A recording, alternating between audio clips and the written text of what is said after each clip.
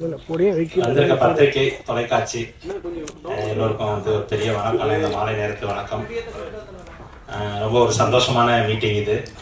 இன்னும் கொஞ்சம் நேரத்தில் படம் பார்க்க போறீங்க. சாமானியன் படத்தை மக்கள்கிட்ட கொண்டு போய் நீங்கள் தான் சேர்க்கணும். ரொம்ப பாசிட்டிவாக, ரொம்ப ஒரு சென்டிமெண்ட்டாக ஒரு ஃபேமிலி படமாக வந்திருக்கு. மக்கள் நாயகன் அவர்கள் வந்து ஒரு 13 ஆண்டுகளுக்கு அப்புறம், ஒரு பெரிய விபத்துக்கு அப்புறம் மீண்டும் வந்து இந்த படத்தில் நடிச்சிருக்காங்க. படத்துக்கு அவ்வளோ பாசிட்டிவாக உயிர் கொடுத்துருக்காங்க. இந்த நல்ல நேரத்தில் சார் தீர்க்க ஆயுசா இருக்கணும்னு சொல்லி கடவுளை இருந்து வேண்டிக்கிறேன். ஸோ இசைஞானி இசையமைச்சு பாடணும்னு இருந்திருக்குது.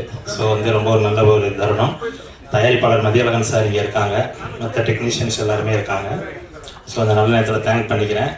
உங்கள் கேள்விகளுக்கே எல்லாமே வந்துடும். Thank you so much.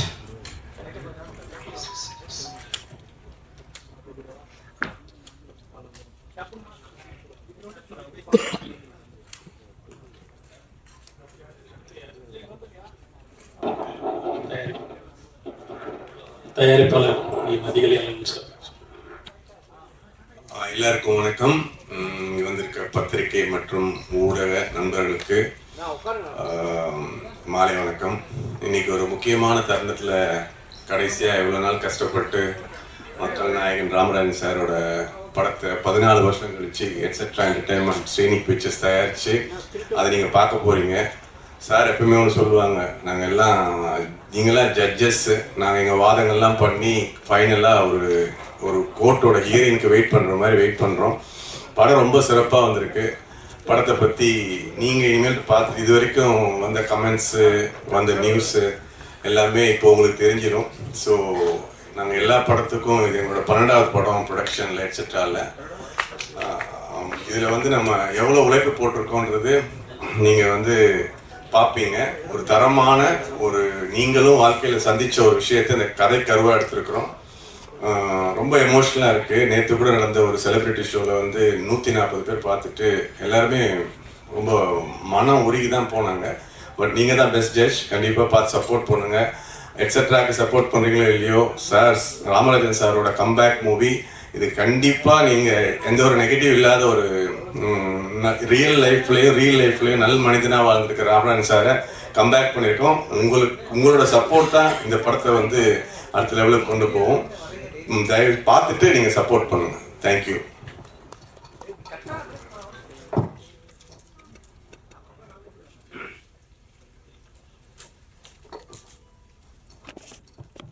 அடுத்ததாக ஹீரோ லியோ சிவா. லியோனி அவர்களின் பட்டிமன்ற பேச்சாளர் லியோனி அவர்களின் மகன் புதியதாக திரையுலகிற்கு அடியெடுத்து வைக்கிறார். அவர் சில வார்த்தை. அனைத்து பத்திரிகை மற்றும் ஊடக நண்பர்கள் அனைவருக்கும் எனது அன்பான மாலை வணக்கம்.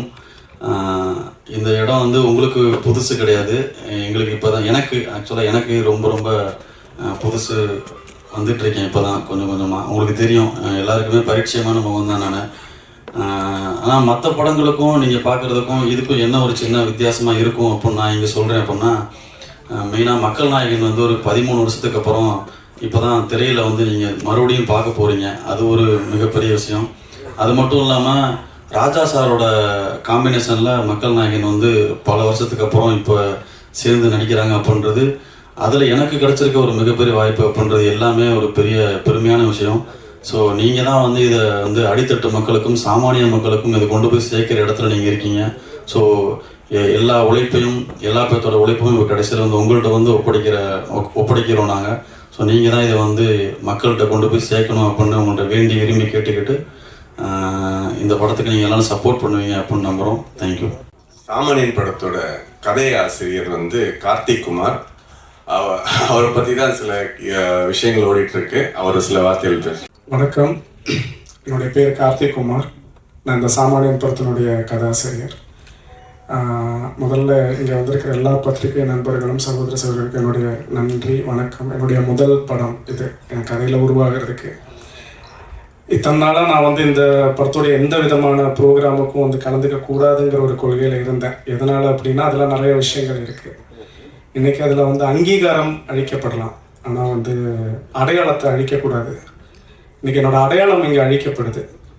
அதாவது 2015 எனக்கு நடந்த ஒரு உண்மையான சம்பவத்தை பற்றி நான் அனுபவித்த வலியும் வேதனையும், ஆல்மோஸ்ட் எல்லாருக்கும் அந்த பெயின் இருக்கும். ஒரு லோன் பற்றின ஒரு விஷயம், அதை நான் சொந்தமாக அனுபவித்து அது வந்து அதுலேருந்து கடந்து வந்து பல அவமானங்கள், என்னோட பொருளாதார நஷ்டமும் கடன் பிரச்சனைனாலையும் நான் வந்து சில இழப்புகள் இழந்தேன். அந்த இழப்பு நடந்து முடிஞ்சதுக்கு அப்புறமா நான் வந்துட்டு இதை ஒரு கதையாக மாற்றி மதிசார்கிட்ட நான் சொல்லும்போது வந்து அவருக்கு அவ்வளோ பிடிச்சி போச்சு. பிடிச்சி இது ஒரு படமாக வளர வளர வளர நான் ரொம்ப சந்தோஷப்பட்டேன். ஒரு கதாசிரியராக இது வந்து எல்லாமே வந்து எனக்கு கிடைக்கும். எல்லா ஒரு முதல் அடி வந்து பயங்கரமாக இருக்கு. ஏன்னா என்னோட கதையில் ராமராஜன் சார் ஹீரோ, ராஜா சார் மியூசிக் பண்ணுறாங்க, மதி சார் ப்ரொடியூஸ் பண்ணுறாங்க அப்படின்னு சொல்லி இந்த கதை வளர வளர நான் என்னெல்லாம் பொருளாதார கஷ்டங்களையும் என்னெல்லாம் நான் கடன் பிரச்சனைகளையும் பார்த்தோமோ அதெல்லாம் ஒரு தயாரிப்பாளராக இவர் பார்த்தார். இந்த படம் வளர வளர இதுலேருந்து ஒவ்வொன்றா எனக்கு பறி போயிட்டே இருந்தது. இந்த இடத்துல நான் சொல்லணும்னு நினைக்கிறேன், ஒவ்வொரு விஷயங்களாக பறி போயிட்டு இருந்தது. நான் எதுக்குமே நான் இது வரைக்கும் ரியாக்ட் பண்ணல. கதை, திரைக்கதை, வசனம்ல இருந்து திரைக்கதை போச்சு, வசனம் போச்சு, கதையின் ஒரு ஓரத்தில் அங்கே இருக்கு. இன்னைக்கு அதுவும் போற மாதிரி ஒரு சிச்சுவேஷன் இங்கே வந்து நிற்குது. இதில் வந்து என் கதைங்கிறாங்க, என்னோட இதுங்கிறாங்க. ராமராஜன் சார் எப்பேற்பட்ட மனுஷன் அப்படிங்கிறது வந்து இண்டஸ்ட்ரியை தவிர்த்து ஒரு மக்கள் எல்லாருக்குமே தெரிஞ்ச ஒரு விஷயம். கிட்டத்தட்ட 15 வருஷத்துக்கு அப்புறமா அவர் ஒரு கதையில நடிக்கிறாரு அப்படின்னு வரும்போது அவர்கிட்ட நான் கதை சொல்லும் போது அந்த கதைக்காக மட்டுமே அவர் வந்து அவ்வளோ ஃபீல் பண்ணி நான் பண்றேன்ப்பா அப்படின்னாரு.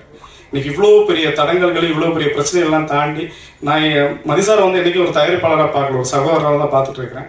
பல பிரச்சனைகளை கடந்து இந்த படம் இன்னைக்கு ரிலீஸ் ஆகுது.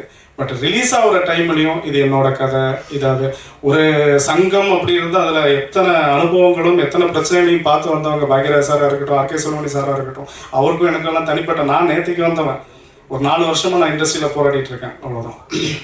எனக்கு எந்த சப்போர்ட்டும் கிடையாது, எனக்கு எந்த விதமான பேக்ரவுண்டும் கிடையாது.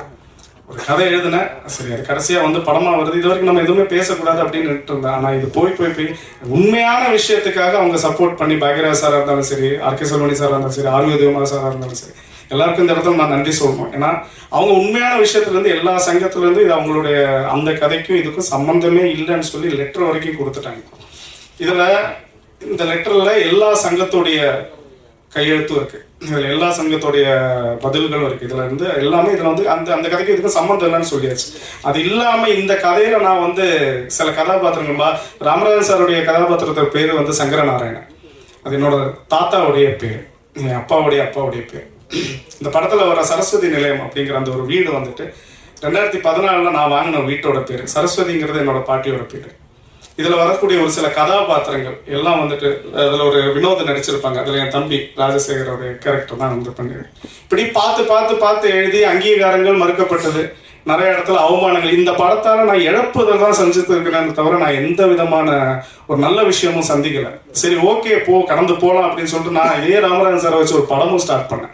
அதையும் சில பேர் நின்றுட்டு அதை தடுத்துட்டாங்க. அந்த படமும் வந்துட்டு பாதியில நின்றுடுச்சு. ஸோ எத்தனை சொல்லி நானும் வெளியே வரக்கூடாது இதை பற்றி பேச. ஏன்னா இந்த மனுஷன் அவ்வளோ கஷ்டப்படுறாரு இந்த படத்தை ரிலீஸ் பண்ணுறது, அவ்வளோ போராடுறாங்க. இப்போ அந்த போராட்டம் முடிஞ்சு இந்த படம் நல்லபடியாக வரணும் அப்படிங்கிற இதில் கடவுள் மேலே பாரத்தை போட்டு நானும் பொறுமையாக இருந்தது பார்த்தா இது கடைசியில் இப்போ மறுபடியும் ஏதோ ஒரு சில பேரோட சூழ்ச்சினால இது ஏன் கதைன்னு சொல்லிட்டு ஒருத்தர் வந்திருக்கிறாரு. ஒரு பத்திரிகை சகோதரர்களா, நண்பர்களா, எனக்கு நான் எந்த விதமான பேக்ரவுண்டும் கிடையாது. நான் திரும்பவும் சொல்கிறேன், எனக்கு சினிமாங்கிறது வந்து எந்த விதமான பேக்ரவுண்டும் கிடையாது. நான் ஒரு சாமானியன் தான். ஆனால் இந்த இடத்துல உங்கள் முன்னாடி ஒரு விஷயத்த நான் வந்து எல்லாருக்காகவும், இது எனக்காக கிடையாது, என்னோட அங்கீகாரங்கள் நிறைய வந்து அழிக்கப்பட்டிருக்கு, மறுக்கப்பட்டிருக்கு. ஆனால் இந்த இடத்துல என்னோட அடையாளத்தை விட்டு கொடுக்க முடியாது. இந்த படத்தினுடைய கதை, இந்த சாமானியன் குழந்தையோட உண்மையான தகப்பன் நான் மட்டும்தான், கார்த்திக் குமார்ங்கிற நான் தான். அது ஒரு சகோதரிகளா, ஒரு பத்திரிகை நண்பர்களா, இது வந்து ஒரு சினிமாவுக்கு வரக்கூடிய ஒருத்தனுடைய அடையாளமே அழிஞ்சு போகுதுங்க. எத்தனை சொல்லி தாங்க முடியும்? நான் எங்க போய் ஃபைட் பண்ண முடியும், எங்க போய் பேச முடியும்? நேற்றுக்கு செலிபிரிட்டி ஷோ போடுது, அங்க வந்து 140 பேருக்கு மேல இருந்தாங்க. ஒவ்வொரு டயலாகுக்கும் கை தட்டுறாங்க. அந்த டயலாக் ஃபுல்லாமே அந்த பவுண்ட்ல நம்ம பண்ணது. ஒவ்வொரு நாளும் நைட்டு 12 நாள்ல உட்காந்து நான் எழுதி சார்கிட்ட ஒப்படைச்சேன். ஒவ்வொரு டயலாகுக்கும் கையடிகள் படுது, ஒவ்வொரு டயலாகுகளும் வரவேற்கப்படுது. நான் இது வரைக்கும் எந்த ப்ரொமோஷன்லையும் கலந்துக்கல. நான் எந்த ஒரு ஆடியோ லான்ச்ல கூட எனக்காக சரவண சுப்பியா சார் பேசினார். சரவண சுப்பியா சார் வந்துட்டு அவ்வளோ சொன்னார். இதுல வந்துட்டு 23 வருஷத்துக்கு அப்புறமா ராஜா சாரும் ராமராஜ் சாரும் இணைஞ்சிருக்கிறது, பல வருஷங்களுக்கு அப்புறமா மதி சார் வந்துட்டு ராமராஜ் சாரை கம்பேக் கொண்டு வந்திருக்கு, இதெல்லாம் கார்த்தியோட கதையினாலதான் அப்படின்ட்டு. இது எதுவுமே வந்து ஒரு பெருமையாவோ இது எதுவுமே நான் இதனால எதுவுமே நேடலை. ஆனால் இழக்கிறதும் நிறைய இழந்துட்டேன். ஆனால் இந்த இடத்துல என்னோட அடையாளத்தை இழக்கிறதுக்கு நான் தயாராக இல்லை. திரும்பவும் சொல்கிறேன், சாமானியங்கிற குழந்தையோட உண்மையான தகப்பன் கார்த்திக் குமார்.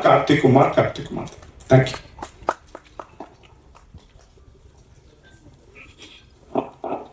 அடுத்ததாக மக்கள் நாயகன் ராமராஜன் சார்.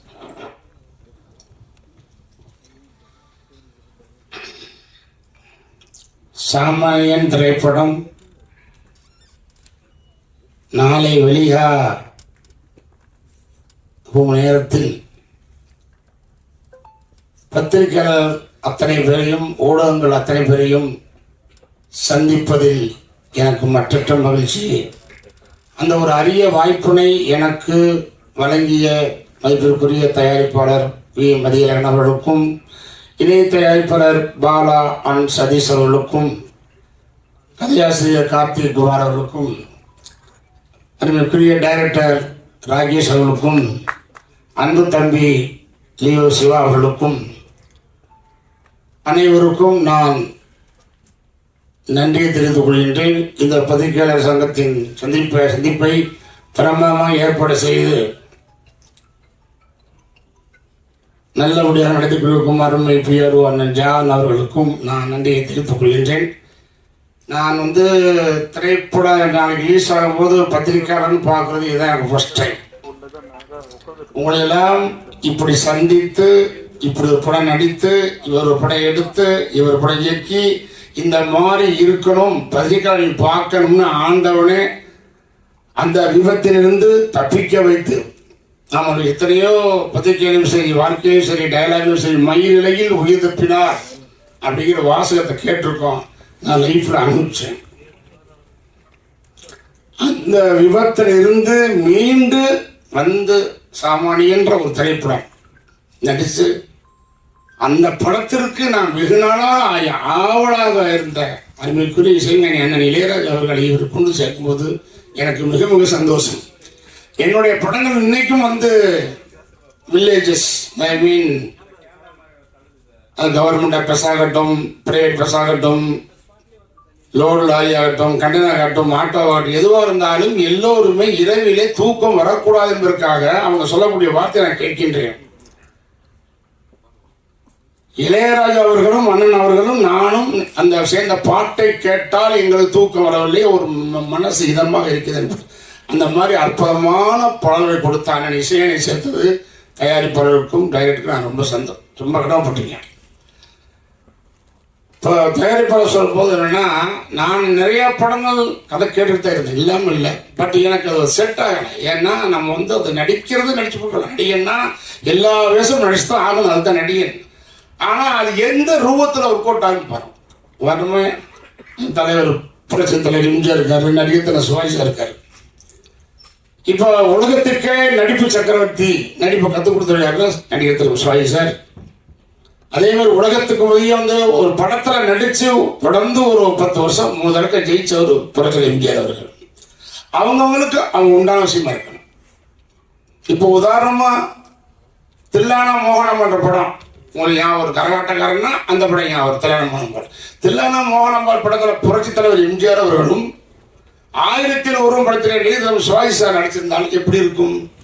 மேட்சாக ஒரு தடவை டிஸ்ட்ரிபியூட்டர் சொன்னாங்க, நான் தலைவர் எம்ஜிஆர்ட்ட, என்ன தலைவரே நீங்க இப்படி நடிச்சுக்கிட்டு இருக்கீங்க, சுவாசி சார் ரொம்ப நல்ல கெப்பாசிட்டி நடிங்க அப்படின்னா சொன்ன தலைவர் யோசிச்சிருக்காரு. எம்ஜிஆர் அப்படியா ட்ரை பண்ணுவோம். சுவாசி சார்ட்ட போய் அவங்க டிஸ்ட்ரிபியூட்டர் என்ன நீங்க எல்லா படத்தையும் பரவாம ஆக்ட் பண்றீங்க, ஆனால் தலைவர் எம்ஜிஆர் கேப்சப் பண்ணு சொல்லியிருக்காரு. சுவாசி சார் சரின்னு இருக்காரு. அதுக்காக 2 பேரும் ட்ரை பண்ணும்போது அந்த 2 பேர் படத்துக்கு டைரக்ஷன் ராமண்ணா சார். அந்த படம் புரட்சி தலைவர் ஆக்ட் பண்ண படம் பாசம், ராமண்ணா டைரக்ஷன். அதில் தலைவர் கிளம்பி இறந்துருவாரு, படம் போகல. தங்க சுரக்கம் படம் சுவாமி சார் ஆக்ட் பண்ண, அது தலைவர் பாட்டு பாடி மலம் பண்ணும்போது அதுவும் டைரக்ஷன் ராமண்ணா. தங்க சுரகம் போகல. ஸோ புரட்சி தலைவர் எம்ஜிஆர் மாதிரி சுவாமி சார் ஆக்ட் பண்ணும்போது மக்கள் ஏற்றுக்கல, சுவாமி சார் மாதிரி புரட்சி தலைவர் எம்ஜிஆர் இப்போ ஏற்றுக்கல. இது நான் சொல்றது 7 வருஷத்துக்கு முன்னால. அப்போ அது டிஸ்ட்ரிபியூட்லாம் ஓடியா சொன்னாங்கன்னா சுவாமி சார்கிட்ட, அண்ணா நீங்களாவே நடிக்கணும், அது உங்களுக்கு தான் கரெக்டு, தலைவர்கிட்ட போய் தலைவா நீங்கள் உங்களுக்கு படித்தான் கரெக்ட் சொன்னாங்க, இதை நான் கேள்விப்பட்ட ஒன்று. அதனால் எந்த விஷயத்தில் நான் நடித்தா என்னை ஏற்றுக்குவாங்களோ ஒத்துக்குறவங்களோ அப்படித்தான் நான் ஆரம்பத்துலேருந்து வந்திருக்கேன். நான் நடித்து கார் வாங்கணும், பங்களா வாங்கணும், ஆடி கார் வாங்கணும், ஆவணி கார் வாங்கினதுல நோக்கம் அல்ல. ஆரம்பத்திலேருந்து கதையை கேட்க பிடிக்கணும், எனக்கு நடிக்கணும், என்னுடைய யோசனை பிடிக்கும்னா தொடர்ந்து வந்த படங்கள் எல்லாமே எனக்கு வந்து நான் போய் அவங்களை வந்து ப்ரோக்ராம் கூப்பிடு இப்படிவாங்க கதை பிடிக்கணும், அதுவாகவே வந்த படங்கள் எல்லாமே. அது நம்ம ஒரு நல்ல ஒரு உண்மையிலே முதல் படம் என்னுடைய குருநாதர் இயக்குனர் அழகப்பன் சார் அவர் இல்லைனாலும் என் ஹீரோவாக உருவாக்குனவர். அந்த பட தயாரிப்பாளர் சிவராமதாசன் திருச்சதில் இருக்கிறாரு, இன்னொரு தயாரிப்பாளர் ராவந்தேஷ் அவரை வரைஞ்சிட்டாரு, இன்னொரு தயாரிப்பாளர் நாகராஜ் அவர்கள், எதையும் நான் மறக்க மாட்டேன். ஆனால் திருப்பி அதுல இருந்து படிப்படியாக வளர்ந்து எவ்வளவோ படங்கள் நடிச்சு பாருங்க. ராமராஜன் அப்படின்ற பத்தி இண்டஸ்ட்ரியில ஒன்லி 4 வருஷம் தான் என்னுடைய திரைப்பயணம், ஒன்லி 4 இயர்ஸ். 86 நவம்பர் 28 படம் நம்ம ஊர் ரிலீஸ், 87, 88, 89, 90 ஒன்லி 4 வருஷமே பீக்கில் இருந்த ராமராஜன் இன்னைக்கு வரைக்கும் மக்கள் மனசுல நினைச்சிருக்காங்கன்னா அதுக்கு அருமைக்குரிய அண்ணன் இசைஞானியோடைய அமைத்த பாட்டு வந்துதான் இந்த மக்கள் மத்தியில் ஓடிக்கொண்டிருக்கிறார். என்னை ஞாபகப்படுத்திக்கிட்டு இருக்கு. கிராமத்து மக்களையும் சாதாரண ஏழை எளிய மக்களையும் சராசரி மக்களையும் அன்புக்குரிய வியாபார பெருமகள் மக்களையும் உழைக்கும் வர்க்கத்தையும் போய் அந்த வரிகள் போய் டச் பண்ணி இன்னைக்கு ராமராஜன் பேசுறாங்க. எத்தனையோ கதையை கேட்டாலும் இந்த படம் வந்து கதை வந்து சொல்ல வந்தாங்க. லேட்டாகி சகர்களும் மதிசார்களும் பால சதீஷ் காத்து வந்தாங்க. நான் நிறைய படம் கேட்பேன். இவங்க வரும்போது சரி எல்லாரும் சொல்லுவாங்க, ஒருத்தர் வந்தார் இன்றோட என்ட்ரி ஆகி அப்படின்னு. அப்பயே மனசுக்குள்ள ஓகே முடிஞ்சு வச்சு நீ வர முடியாது அவ்வளோதான். ஏன்னா இன்னைக்கு மன்றாங்கள் வந்து நீங்கள் பார்த்தீங்கன்னா உள்ள இல்லை வேலை செய்யலாம், நீங்கள் வேணால் டெஸ்ட் பண்ணி பாருங்க இப்போ கேளுங்க. அவ்வளோ ஒரு இன்னைக்கு ஆச்சரியமான விஷயம். எனக்கே கண் கலகு. 12 வருஷத்துக்கு அப்புறமும் என் ரசிகர்கள் இன்னைக்கு எனக்கு இருக்காங்கன்னா கிரேட் கிரேட். இந்த ரசிகர்கள் ஒத்துக்கணும். அதனால முதல்ல அந்த கதையுடைய அமைப்பை பார்ப்பேன். என்னடா அது இதான் நடிச்சோன்னு வச்சுக்கோங்க, நடிக்கலாம் காசை வாங்கி போட்டு.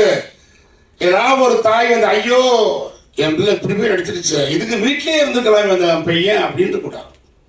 பரவாயில்ல பையன் நடிச்சா நல்லா நடிச்சிருக்கான் பையனா, என்னுடைய படங்கள் வந்தால் இதெல்லாம் இருக்காது, இதை எதிர்பார்த்து வர்றோன்னு ஏமாற்றக்கூடாது.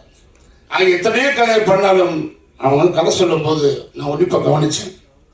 இதை நான் பண்ணலாம் போது முதல்ல ஒரு 5 நிமிஷம் கேட்டோடனே முடிவு பண்ணிட்டேன். ஓகே ஒரு மாதிரி போகுது அப்படின்னால நம்முடைய கேரக்டர் தன்மையும் கட்டக்கூடாது, அதே மாதிரி நம்ம பழசு டைப்பாக போயிடக்கூடாது. இந்த ஜென்ரேஷன் மட்டும் இல்லை, போன ஜென்ரேஷன் இல்லை, நாளைய ஜென்ரேஷன்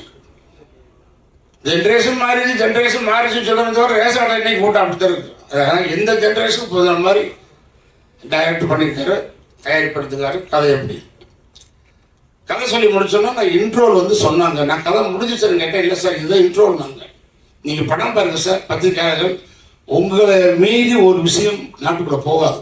வடகொரியா கேள்விப்பட்டிருப்பீங்க, நான் கேள்விப்பட்டேன். அங்கேருந்து ஒரு நியூஸ் வெளியே போகாது, வெளியே ஒரு நியூஸ் சொல்ல வராது. இந்த வடகொரியா நான் கேள்விப்பட்டேன். அது மாதிரி உங்கள் பத்திரிகையாளர்கள் ஊடகங்கள் இல்லாமல் இன்னைக்கு யாருக்கு எந்த நியூஸ் தரதில்லை. ஏன்னா எங்களுக்கு நியூஸை முதல்ல தெரிவிக்கிறத நீங்க தான் போறீங்க டிவியில், நீங்க சொல்லித்தராங்க பார்க்குற வீட்டில். இதுதான் உண்மை. அது மாதிரி என்னை பொறுத்த வரைக்கும் அவங்க சொல்லும் போது இந்த இன்ட்ரோ பிளாக் பாருங்க. 100% சினிமாவில் நான் வந்து பெருமைக்காக சொல்லல, உரிமையா சொல்றேன், உண்மையை சொல்றேன். நீங்க வேணும் விசாரிச்சு எழுதுங்க. ராமராஜன் சொல்றது உண்மையா பொய்யா?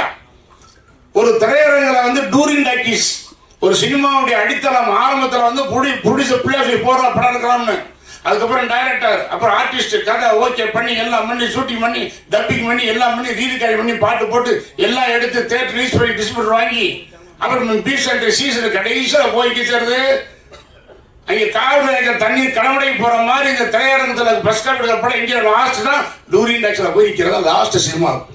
அந்த டூரிங் டாக்ஸில் வந்து ஆரம்பிச்ச வாழ்க்கை தான் இந்த ராமராஜன் வாழ்க்கை. இந்த கடவுளுக்கு வரப்பிரசாதம். அங்கிருந்து வந்து முதல் டைரக்டர், அசிஸ்டன்ட் டைரக்டர் ஆகி நடிகனாகி ப்ரொடியூசர் ஆகி டிஸ்ட்ரிபியூட்டர் ஆகி ஏன் தியேட்டர் கூட வாங்க.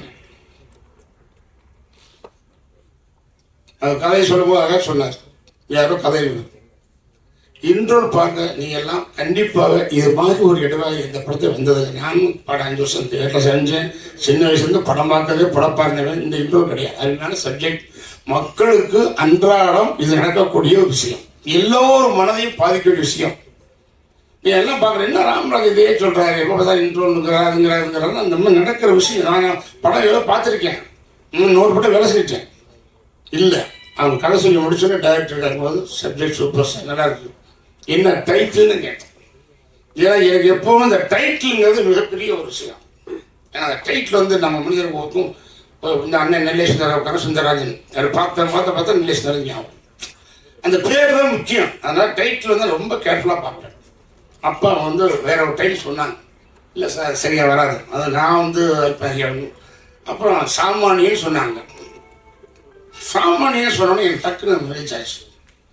எனக்கு ஒரு வேற ஒருத்தர் சப்ஜெக்ட் சொல்ல போதும் அந்த மாதிரி ஒரு டைட்டில் சொன்னார் சார். அதை சொல்லாமல் என்ன அது எப்படி உங்களுக்கு தெரியும் அப்படின்னு. இல்லை சார் இது நான் 4 வருஷம் என் கம்பெனி மெயின்டைன் பண்ணுறேன் அப்படின்றாரு. நல்ல டைட்டில், ஓகே சூப்பர், எடுத்துட்டேன். எடுத்து வந்து போய் சொன்னது மாதிரி இல்லாமல் அப்படியே ஸ்கிரீன்லாம் அழகாக டைட்டில் எடுத்தார். இந்த படத்தினுடைய கதையை வந்து ரயில் இன்ஜின் டைரக்டர், அந்த ரயிலில் first AC, second AC, third AC, second class, handicraft ஒரு பொட்டி, லேடிஸ்க்கு ஒரு பொட்டி, அண்டர்சர் பொட்டி மாதிரி எல்லா பொட்டியும் இணைச்சு அழகாக இழுத்து கொண்டு ஒரு படமாக உடனே கொடுத்துறது ராகேஷ் அவன் பாராட்டேன். ஒவ்வொரு கேரக்டர் சின்ன சின்ன கேரக்டர்ஸ் கூட வந்து நான் ரொம்ப ஒரு என்ன தெரியாமல் வந்தது. கதை சொல்லி முடிச்சோன்னு நான் அவங்களுக்கு கை கொடுத்தேன் டைரக்டருக்கு, அவன் கதாசிரியருக்கும். ஏன் கை கொடுத்தேன்னா அந்த சொன்ன உடனே நான் கை கொடுத்தது சூப்பர் கதை இன்ட்ரோல் வரைக்கும் நான் சந்தோஷமா கை கொடுத்த கேளுங்க, ரொம்ப தேங்க்ஸ் சார். இந்த படத்தில் எனக்கு ஜோடி இல்லை, ஏன் தெரியுமா, இது காலகட்டம், இப்போ வேண்டாம் அதல்ல, ஜோடியில் ஆடி பாடுற போது நான் கேட்கவும் இல்லை, அவங்க படம் அருமையான மேட்டர், ரொம்ப தேங்க்ஸ், ஜோடி இல்லை. ஆனால் எனக்கு ஜோடி கொடுத்துருக்கீங்க, வீட்டில் ராதாரவன் வீட்டில் பாஸ்கர் போதும், நம்மளுக்கு தாங்கி போகிற தூணம் இருப்பாங்க நினச்சி கரெக்டாக அதை டைட்டில் ஹேண்டில் பண்ணி போய் விட்டார். ஆனால் எனக்கு ஏதோ ஒரு சின்ன ஒரு குறைபாடு மனசில் இருந்தது, போகுது ஓகே அப்படின்னு. என்ன மனசுல ஓடிக்கிட்டு இருக்குன்னா அது அண்ணன் ராஜாங்க இருந்தாலும் இளையகண்ணன் நடக்குமே. ரொம்ப நாளும் எனக்கு போக முடியல, ஏன்னா பட்ஜெட்டு அப்படியே போக முடியல. ஆனால் ஒரு ஸ்டேஜில் டைரக்டர் ப்ரொடியூசர் சொல்லி இளையராஜன் கேட்பிருக்கோம், ஐயோ சார் இப்போடா கேட்பீங்க சார், ரொம்ப வருஷம் ஆச்சு சார் அண்ணன் படம் 2000 பண்ணது சார், 20 வருஷம் ஆச்சு, உடனே கூட்டி ஓடனே ராஜான்ட்டேன். ஆனால் அந்த படத்தில் வந்து பாட்டு இல்லை, அதை வந்து அவங்களை ப்ளஸ் பண்ணல, ஒரு சீக்வன்ஸே இருக்கும். பட் அதை அண்ணன் கேட்டேன்னா அண்ணன் அழகா சொன்னார், ராஜா அண்ணன் ஏய் நீயும் நானும் சேர்ந்தா ஆடியன்ஸ் பாட்டு எதிர்பார்ப்பான், நீ பாட்டே இல்லாமல் படம் உடஞ்சிருக்கேன். இல்லை யாருமே வரல, இவங்க வந்தாங்க, பண்ணி கொடுத்துருக்கேன் அழகா ஒரு பாட்டை போட்டாங்க சார். நம்ப மாட்டீங்க, இன்னைக்கு உலக அளவில் ஒரு இசை விஞ்ஞானி 1700 படங்கள் நினைக்கிறேன், இன்னைக்கு இல்லை எந்த ஜென்ரேஷன் போகிறதுடைய பாட்டு போட்டவர் அவர் வந்து சார் பேசி முடிச்சுன்னு டைரக்டர் சொல்றாரு, 10% முடிச்சுட்டு வந்தாச்சு. திடீர் எந்த விதமான கமிட்மெண்ட் பண்ணல, எதுவும் பண்ணல சார். ராஜன் சொன்ன வார்த்தை மேனேஜர் சிவராம் சார் பேசுறாரு என்கிட்ட, அண்ணே உங்க ரீல் எடுத்து உடனே அனுப்புங்க, ரீல் கடை அன்னைக்கு ஸ்டார்ட் பண்ணாரு, நல்ல கடை பிடிச்சிருக்கேன். என்ன சார் ராஜன சொன்ன வார்த்தை எனக்கு வந்து எங்கேயும் பார்க்க முடியாது. நான் பார்த்துருக்கேன், பிஸியான கரகாட்டக்காரன் பாடுக்காரன் அவன் பார்த்துருக்கேன். அவர் பாருங்க என்ன ஒரு உணர்வு அன்பு இருந்தா அந்த மண் வாசனையுடையது. ராமராஜன் படம் மேனேஜர் பேசுறாரு, மேனேஜர் சொல்றாரு நீ உடனே ரீல் அனுப்புங்க, ரீல் கடி ஸ்டார்ட் பண்ணிட்டார் சார். எந்த கமிட்மெண்ட் இல்லை, ரீல் கடி ஆரம்பிச்சார். அட்வான்ஸ் வாங்க, அதான் சொல்றேன், இதுவுமே வாங்கலாம், அட்வான்ஸ் வாங்கலாம், ஒண்ணுமே பேசல சார். Reel அனுப்பிட்டார் sir. போட்டுட்டு அவர் தூங்கும்போது அப்புறம் நான் போகும்போது ஒரு நாள் உள்ள வான்னு கூப்பிட்டு பாரு அப்படின்னு அந்த இடத்துக்கு போகும்போது ஒரு மியூசிக் போட்டிருப்பாரு. ஏன்னா கரகாட்டக்காரனுக்கு போகிறப்ப மியூசிக் அது இங்கிலீஷ் படம் மாதிரி இருக்குன்னு சொன்னேன், இங்கே வான்னு பாட்டை காமிச்சார். ஸோ எதுக்கு நான் சொல்றேன்னா சார், உணர்வுபூர்வமாக படங்கள், வசனங்கள், ஃபைட்டுகள் இதுகெல்லாம் ரீப்ளேஸ்மெண்ட் கிடையாது. ஆனால் திரைப்படத்தில் வந்து ஒன்ஸ் மோர் கேட்கறதும் ரிப்பிட்டேஷன் ஆடியன்ஸும் வருவது சாங்குக்கு மட்டும்தான் வரும். அந்த அருமையான பாடலை கொடுத்த ராஜானவர்கள் அழகாக பண்ணியிருக்கிறார். அவரே ஒரு சிச்சுவேஷன் உருவாக்கி அந்த இடத்துல ஒரு பாட்டை வைக்க சொல்லி கிளைமாஸ் ஒரு அருமையான சிம்பது, அவரு அருமையான பாடகர், அவர் மலையாள மியூசிக் சூப்பராக படிக்கிறார். அந்த டிஎம்எஸ் அவர் மாதிரி சேஜாஸ் மாதிரி அழகாக படிக்கிறார். ஒரு நல்ல படம் உண்மையிலே எனக்கு என்ன ஒரு நல்ல படத்தை நடிச்ச பரவாயில்ல. எனக்கு வந்து ஒரு உணர்வை வந்து எனக்கு தனி எல்லாரும் எழுதி சாப்பிட்டா ரொம்ப நன்றிக்கடன் பட்டிருக்கு. ஒரு வார்த்தை வெல்லும், ஒரு வார்த்தை கொல்லும். திருப்பி திருப்பி திருப்பி நீங்க கதாநாயகனை நடிப்பாங்க, ஹீரோவை தான் ஆக்ட் பண்ணுவாங்க, ஹீரோவை தான் ஆக்ட் பண்ணுவாங்க. சொல்லி சொல்லி சொல்லி சொல்லி அவங்க ஹீரோவை தான் வந்து புக் பண்ணாங்க. இல்லைன்னா வேற போட்டிருப்பாங்க. ஒருத்தர் என்ன சொன்னா பாயில வர்ற மீத போயிடுற, ஓகே அப்புறம் கிளைமாஸ் என்ட்ரி ஆகிறீங்க, அப்புறம் இன்ட்ரோ என்ட்ரி ஆகி இப்படிலாம் வருது. நான் கணக்கு பார்க்கும்போது என்னடா இப்படிலாம் போனால் நம்ம ரசிகர் என்ன சொல்லுவான், அவங்க அப்போ நீ சும்மா இருக்கலாமே, ஏன் போய் நடிச்சதில்ல, அதான் சொல்லி உரிமையோட கேரக்டர்லாம் பண்ணாத, ஹீரோத்தை ஆக்ட் பண்ணணும் உரிமையோட சொல்கிறேன். என் தம்பி மாதிரி இந்த படத்தோட ஜோடியாமே ஆக்ட் பண்ணுறேன்னு கேட்கலாம். இல்லை தம்பி அடுத்த ஒருத்தர் சொல்லணும் கதை அப்படியும். ஸோ அந்த மாதிரி எனக்கு ஒரு என்ன சொல்கிறேன்னு தெரியல. ஒரு அற்புதமான படத்தை நடித்த பெருமை எனக்கு சந்தோஷம். பரவாயில்ல 45 50 படம் நடிச்சிடும் பார்த்தேன். ஏன்னா வந்துட்டேன் எல்லாம் நெருக்கி வந்துருச்சுல, ஒரு அமைஞ்சது அதுவா அமைஞ்சது கெடுத்துட வேண்டாம். ஒரு குடம் பால் ஒரு துளி விஷம் விட்டாலும் ஒரு குடம் பால் கெட்டு போன்னு சொல்ல மாதிரி இந்த 44 தாண்டி வந்துட்டு போய் 44 நிற்குதையா. சே, எத்தனை தயாரிப்பாளர், எத்தனை டைரக்டர், எத்தனை ஆர்டிஸ்ட், எத்தனை டெக்னீஷியனை உருவாக்கி கொடுத்தோம். ஆனால் 44 நின்று வச்ச சினிமா நமக்கு 144 போட்டாங்கப்பா அப்படின்னு நினைச்சேன். ஒரு படம் வந்துச்சு மாரி டு செல்வர் அசோசியேட் பிரவீன் கதை சொல்லி, அந்த கதை கொஞ்சம் அப்படியே ஒரு மாறு இருக்கும், நடிச்சிருவோம் ஓகே போ அப்படின்னு ஒரு இருந்தான். இல்லை சார் நல்லா சார் வித்தியாசம், ஓகே சார் நினைச்சிட்டேன். மார்ச் 2020 மார்ச் 26 அமாவாசை வரைக்கும் அட்வான்ஸ் பண்ண கொடுக்குறோன்னு சொன்னாங்க சார். பாருங்க, இங்க என் படம் 44 படம் நிற்குது, 144 நினைக்கிறேன். 2020 மார்ச் மாதம் 20ஆம் தேதி இந்தியாவும் ஊரடங்கு கொரோனா 144. எனக்கு திக்குன்னு என்னடா அது இப்படி போட 3 வருஷம் வெளியே வர முடியல. ஸோ இப்படி இருக்க முடியாது. நான் சாதாரண மனுஷன்னா நம்ம வாட்டு நடந்து போகலாம், மட்டும் போகலாம் அப்படின்னு. அப்படியே தான் வாக்கிங் போனால் கூட பாரு எப்படி இந்த ராமன் இப்படியே கிடைக்கும். ஸோ அது நம்ம ரூல் அப்படியே கிடந்தாங்க. ஆனால் அந்த 45 50 நினைச்சேன். 50 படம் நடிச்சா அது ஓகே, சினிமாவோட ஒரு ரெக்கார்டாக இருக்கும். ஆனால் ஒரு 50 படம் சோழ வரத்தனை செய்யும் சார். ஒரு மனுஷனுக்கு ஆசை வரக்கூடாதா, பேராசைப்படக்கூடாது. படத்தை பாருங்க, ஆசைப்படலாம். ஆசைப்பட்டேன், ஆக்சிடென்ட் ஆயிடுச்சு. ஆடி தள்ளிவிட்டு மாதிரி 5 குறைச்சிட்டேன். வேணாம் 50 வேண்டாம், 40 போதும். கரெக்டாக 40 ஃபிலிம்ஸ் அழகாக கொண்டாந்து மதியனா சார் வரும், பாலா சதீஷ் அவர் இணைஞ்சு அற்புதமானது. அவர் கதை என்ன டைரக்டர் சார் தம்பி சிவா அவர்கள் உண்மையிலே ரொம்ப அந்த கேரக்டர் தன்மையாக பண்ணியிருக்காரு. கூட நடித்த நக்ஷா அவர்கள், சுமிதி வெங்கட், தீபாக்கா எல்லாம் நல்லா நடிச்சிருக்காங்க. நக்ஷா சார்னா அருமையாக பண்ணியிருக்காங்க. அது மாதிரி இன்னொரு வழி என்ன, எனக்கு இந்த படத்தில் தானே ரொம்ப ஒரு முக்கியமான கடன் வந்தது. ராதாரி MS பாஸ்கர் கூட நடிச்சது மிகப்பெரிய ஒரு தூண் மாதிரி.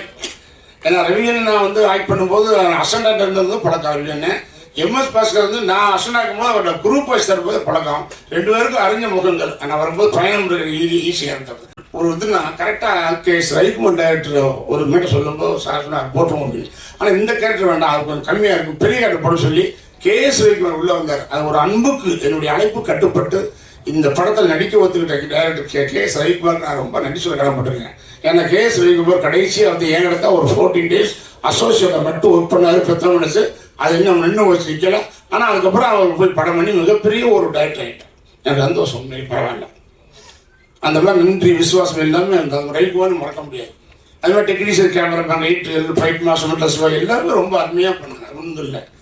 ஏன்னா பத்திரிக்கையாளர்கள்லாம் உண்மையிலேயே ஓப்பனாக சொல்கிறேன், அது சில எதிலுமே நிறைய முறைகள் இருக்கும், இல்லாமல் இருக்காது. எதுவும் பண்ண முடியாது. மேலும் இருக்கும், மேடு இருக்கும், பள்ளம் இருக்கும், துன்பம் இருக்கும், இன்பம் இருக்கும், கஷ்டம் இருக்கும், நஷ்டம் இருக்கும், அதெல்லாம் இருக்கும். குற்றக்குறை இருக்கும், குறைகளை நீக்கி நிறைகளை எழுதி தயவு செய்து ஒரு உயிர் பிழைத்து வந்த ஒரு மனிதனை மீண்டும் மக்களிடம் நல்லபடியாக கொண்டு போய் சேர்க்கும் என்று இங்கே இருக்கக்கூடிய பத்திரிகையாளர்கள் மத்தியிலும் ஊடக மத்தியிலும் உங்கள் கால்களை ஒவ்வொரு காலை தொட்டு கேட்கிறேன். படத்தை நல்லபடியாக மக்களை சேர்க்கும்.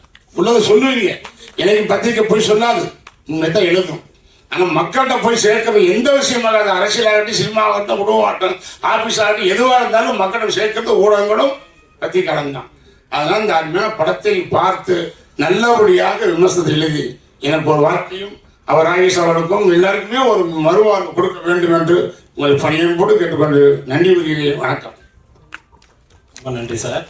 2 ஆண்டுகள் ராத்திரி பகலாக உழைச்சி 36 ஆர்டிஸ்ட் காம்போவில் கொண்டு வந்து வேர்வை சிந்தி படத்தில் ஒர்க் பண்ண 100 டெக்னீஷியனுக்குமே தெரியும், வெளியில் கேளுங்க. அப்படி காப்பி ரெடி பண்ணி இன்னைக்கு கொண்டு வந்து இந்த இடத்துல சேர்த்துருக்கோம்.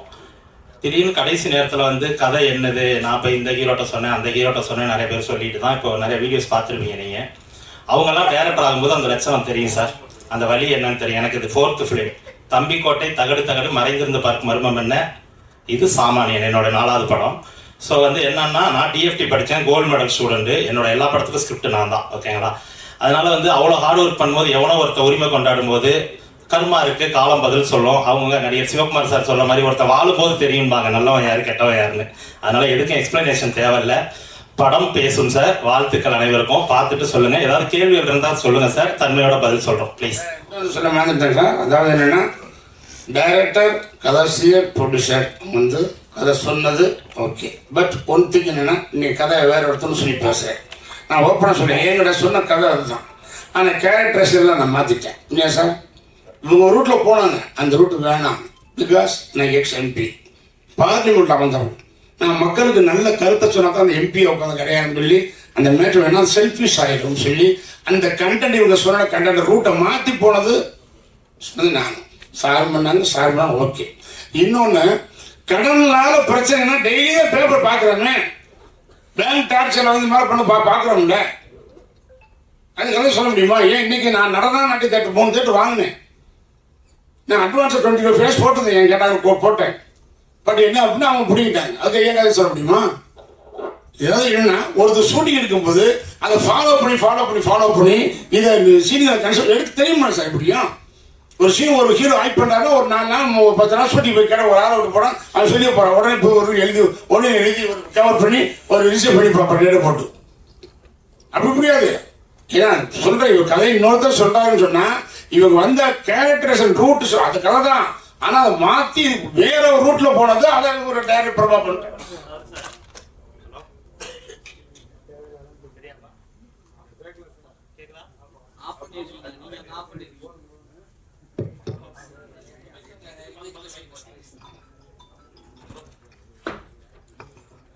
கேக்குதா அண்ணா? அதாவதுண்ணா, இங்க எல்லாருக்குமே ஒரு லோன் இருக்கும்ண்ணா. கை தூக்க சொன்னா ஏதோ ஒரு விதத்துல தூக்கும். யாராவது கடன் இல்லாதவங்களை கை தூக்க சொன்னா 1-2 பேர் தூக்குவோம். அவ்வளவுதான். நான் எல்லாருக்குள்ளேயும் இருக்கிற வாழ்க்கையில இருக்க ஒரு சின்ன லைன் தான் இது.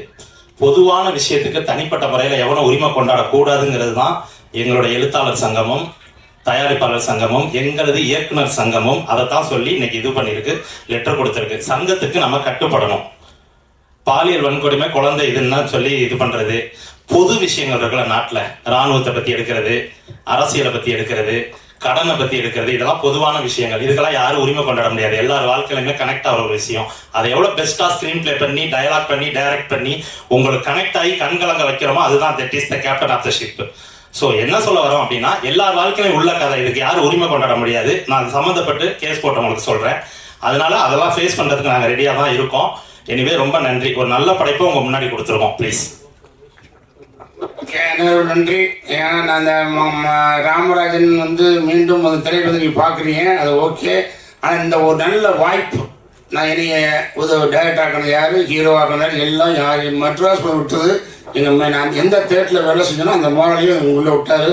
யாரையுமே மறக்க மாட்டேன். திருப்பி கம்பேக்ட்ன்ற பேரில் 45வது படம் அமைத்து கொடுத்த அருமைக்குரிய எனது தயாரிப்பாளர்கள் மதியம் அவர்களுக்கும், அன்புக்குரிய பாலா சதீஷ் அவர்களுக்கும், கதாசி கார்த்திகளுக்கும், படத்தை அருமையாக இயக்கிய அண்ணன் ராகேஷ் அவர்களுக்கும், ஒத்துழைப்பு தந்த தம்பி லியோ சிவா அவர்களுக்கும், அவர் இந்த படத்துக்கு மிகவும் கஷ்டப்பட்டிருக்காரு. எல்லோருக்கும் நான் நன்றி தெரிவிக்கிறேன். என்றென்றும் உங்களை நான் மறக்கவே மாட்டேன். நன்றி, வணக்கம்.